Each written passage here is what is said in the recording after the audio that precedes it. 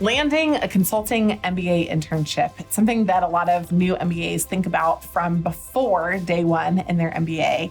In fact, when I was at Columbia Business School, one of the panels that we had for recruit weekends was about consulting internships. So people start thinking about it when they're even deciding what school to go to. It's an important, crazy topic and one that we're excited to expand on a little bit in this video. I'm going to do this in two parts. I'm going to talk a little bit about the process that you go through from the beginning to the end, all the steps in the consulting internship process. And then I'm going to talk about case prep and what you should and shouldn't do for consulting internships. First of all, it's important to understand that I am a Bain consultant who is focused on helping people get into top consulting firms and also helping top firms recruit great talent. So our focus at Management Consulted is on doing that through our amazing team of ex-MBB coaches. First of all, let me walk through this overview of the recruiting process. It's pretty straightforward, but it does have a lot of steps in it that maybe a lot of people don't know in the beginning. The first one is that the process begins with networking. So a lot of the firms will target getting to know everybody who is interested in consulting at some point during that networking process. They're going to hold some information sessions. They're going to hold events. They're going to hold dinners. They're going to hold open cocktail hours. They're going to have a lot of opportunities where each one of their people are going to try to meet each one of the people that are recruiting for the process. This is like round zero.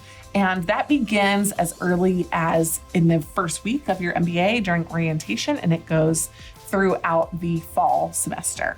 The second part after networking are invite-only events. So those initial events are all open. Come to our dinner, come to our drinks event, come to our cocktail hour, come to our info session. But then the firms begin to peel people off and they begin to say, we really want to cultivate a group of people that we want to get excited about our organization. Because at the beginning, they're trying to make sure that they have the maximum number of great people that apply.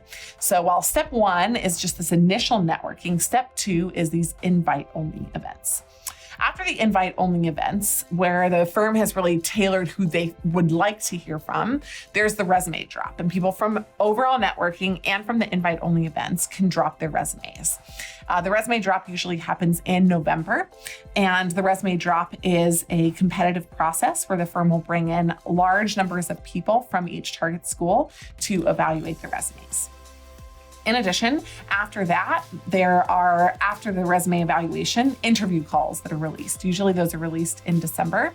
The firms will announce who they are going to interview, and those interview calls are your key to knowing exactly which firms in your case prep you should be tailoring your prep toward.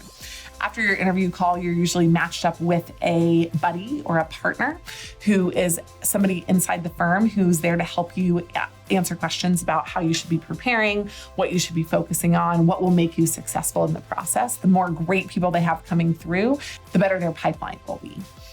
After the buddy partner support, which happens throughout the month of December and early January, there are first rounds.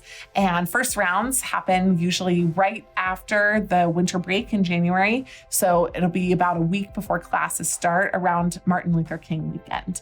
And that initial 1 week period is a really intense period where you're going to do first rounds, sometimes for multiple firms. Usually first rounds are on campus.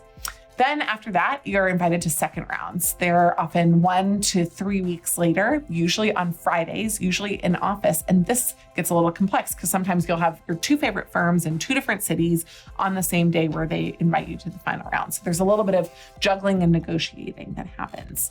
At this point, you might decide if you get a lot of second rounds not to proceed with some of the firms. But in general, a lot of people try to do all of the second rounds. After second rounds, which are in office, you're flown out, you stay overnight, you do the interview, you often will have dinner the night before. Then after that, you receive offers, hopefully lots of them. And then in the offer process, there is a date set for a sell weekend. The sell weekend is an opportunity for you to get to know the other people that were approved inside the organization. Some people will say I've already accepted. Some people will say I'm on the fence. The firm takes the weekend to really explain why their firm is a great fit for you. And then finally, you make the choice. So overall, this is a long process. First networking, then invite-only events, then resume drop, then interview call, then the budding partner support, then first rounds, then second rounds, then offers, then the sell weekends. And so we're talking about like 9-ish steps in the overall process. It can consume the majority of your entire year. If you're at a school that doesn't grade, it might be even better for you. Let me just end this video by talking a little bit about case prep for consulting, for the MBA consulting internship especially. One of the things that's really essential that you need to know is that you do not need to start before you begin the MBA unless this is 100% what you want to do. There is some time during your MBA where you can learn a little bit about the process, but you do need to carve out your winter break.